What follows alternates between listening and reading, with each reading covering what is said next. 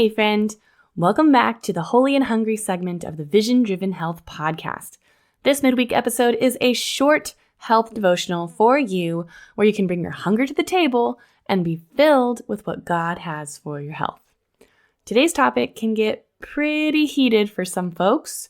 I think those who are most passionate on either side are those who care most about what is right and what is best for our bodies.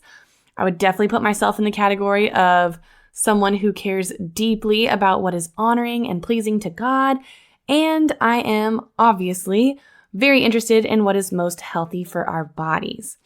We'll be delving into a few commands given by God in Genesis, along with some other theological concepts to wrestle with the question, should Christians eat meat? Do you find yourself struggling to consistently implement healthy habits? Do you lack energy, confidence, and motivation because of stress, overwhelm, and shame for having not gotten it together by now? Friend, there is hope and grace for your health.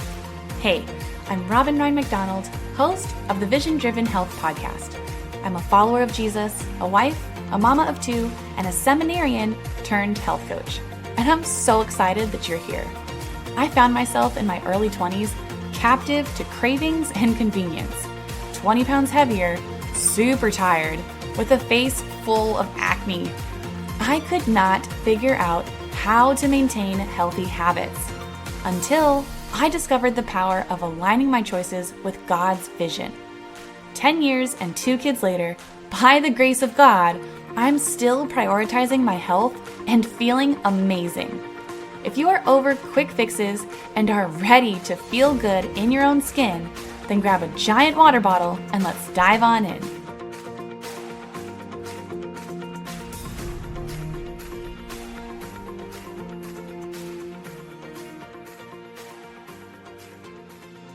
Inevitably, when the topic of whether or not to eat meat comes up, people want to know about protein and how to make sure that you're getting enough of it. Friend, if you have been listening to my show for any length of time, you know how important protein is.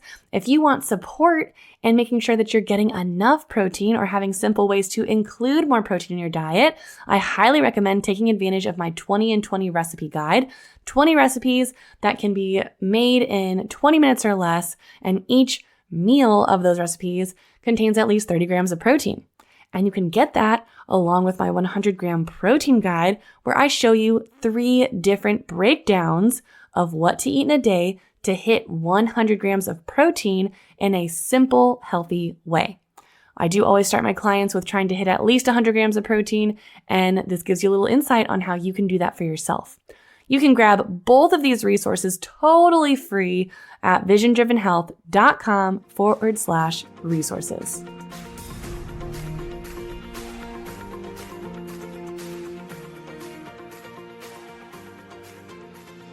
All right, so we're just diving right on in here, starting in Genesis 1:29-30, which says, "Then God said, 'Behold, I have given you every plant yielding seed that is on the surface of all the earth, and every tree which has fruit yielding seed, it shall be good for you. And to every animal of the earth, and to every bird of the sky, and to everything that moves on the earth, which has life, I have given every green plant for food.' And it was so." We see here that God had originally provided plants to be food for all living creatures, or at least on the land. It doesn't necessarily say for the sea. Maybe fish were eating fish, but it does say for humanity, and it also says for every animal of the earth and every bird of the sky and everything that moves on the earth. So yeah, that would include the fish. Everything was supposed to eat plants.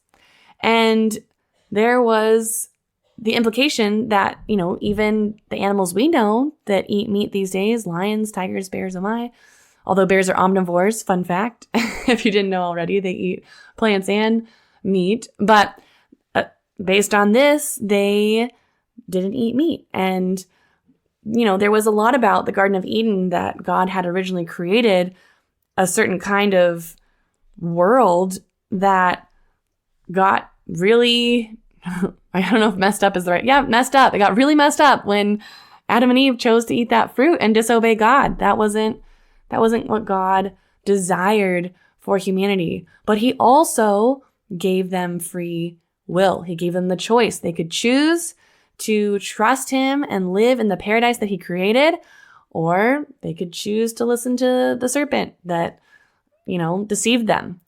So we now have a completely different world from Garden of Eden.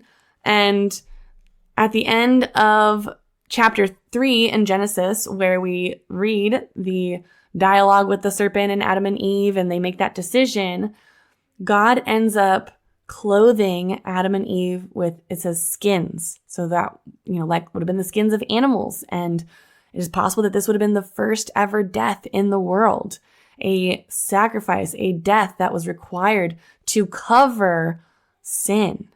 And this requirement for sacrifice of sin began. And we see later in chapter 4 with Cain and Abel that animals were used for sacrifice. That was Abel's sacrifice. Cain did not use an animal. And there was a discrepancy between whose altar was better, which really upset Cain. If you don't know how that goes, he ended up killing Abel. And to stay on point with whether or not to eat animals, at this point, we don't know necessarily if the animals were eaten. We see in Exodus and maybe even later on in Genesis, but we do see that part of the sacrificial process of animals did include eating it. However, that wasn't specifically laid out at this point. We also don't know necessarily if animals were eating one another. It's possible that God's original design had slowly started to unravel with the entrance of sin and the consequences of it. What we do see is that in Genesis 9, after the flood, if you're familiar with the story of Noah, God says, starting in verse 1 of chapter 9, "Be fruitful and multiply and fill the earth.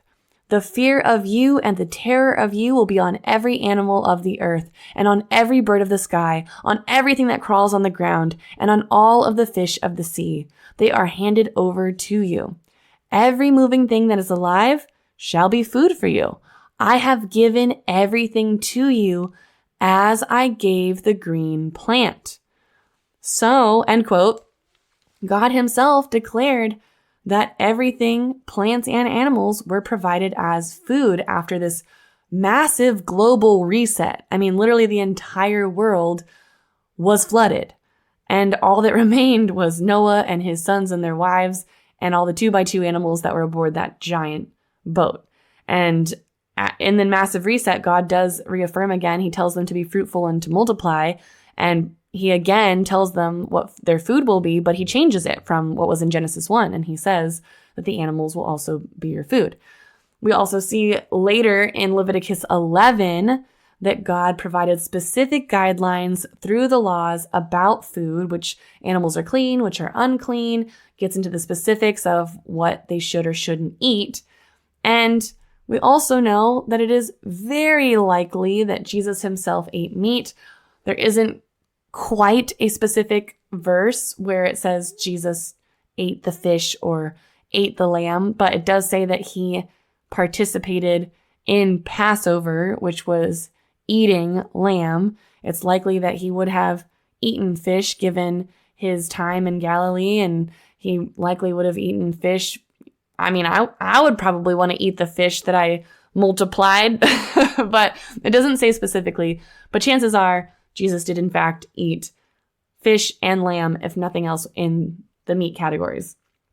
So from God himself, when we've got, Genesis 1 and 9, the law that we see in Leviticus, and the life of Jesus, we have every reason to believe that as a Christian, it's perfectly fine from a biblical standpoint to eat meat. I really believe everyone's body is different, and the one who knows our body best is God. So if you're kind of curious about eating meat or, whether eating meat is good for you or, I know there's a lot of debate around it. There are experts on both sides in the vegan camp or in the meat eating camp. And then we also have the other extreme of carnivores and all that, all those different dynamics you probably heard. But I think it's just important to recognize that God gives insight into your unique body. And really, this is something you can bring before the Lord. and ask him, if it's something you've been considering cutting down on meat or maybe increasing your meat consumption. Maybe red meat has been demonized for you and you've avoided it altogether. And you're like, maybe that is an okay source for me for my protein. Or maybe you haven't been eating meat, but you've been having some health issues. And you're like, maybe it's the fact that I am not getting a lot of necessary nutrients through meat. Maybe I want to start incorporating that. You can obviously tell I'm biased on my perspective of meat, but it is based on research that I've done. And unfortunately today, as much as I would love to get into the biological aspects of eating meat and the implications for even our environment, because I also do care about our environment, which I think is something that a lot of folks who are not about eating meat don't recognize, that there are many meat eaters who value animal life, who value raising animals in a humane way, processing them in a humane way, advocating that they eat a diet that God designed for them to eat, not the big agricultural operations where they're feeding animals horrible things just to fatten them up and cut down costs. I'm not interested in that. And I really care about seeing people come back to what's called regenerative farming. Regenerative farming is actually really just coming back to the way that God designed. It's coming back to Eden. It's coming back to the way that God designed the world to function. The animals, the plants, they're supposed to be different animals all in the same place, different plants in all the same place, and they all kind of have this relationship where they work with each other and actually help to heal the land. So, see, I couldn't help it. I went on the rabbit trail a little bit there, but I can't get into it fully, particularly from the health standpoint. If you do want me to do an episode where we spend a lot more time on this topic, there is actually one person I'm considering inviting onto the show to talk about it. If that's something you're like, yes, please, talk about it or bring somebody on, feel free to email me at visiondrivenhealth@gmail.com.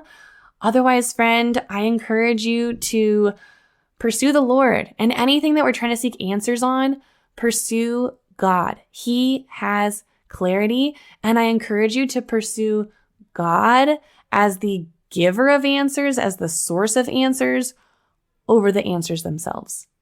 Otherwise, friend, be blessed, and I will talk to you next time.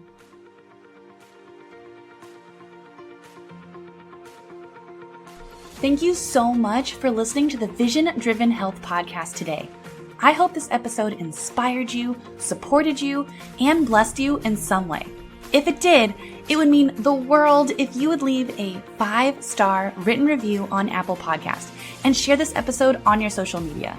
The more reviews and shares this gets, the more people can be blessed and encouraged in creating a Jesus-centered, sustainable, healthy lifestyle. If you want to hang with me and other Jesus-loving ladies who are creating healthy habits that last, be sure to join my free Facebook group, the Made Well Mastermind. Use the link in the show notes to join. Be blessed with hope, joy, and health. I'll see you next week.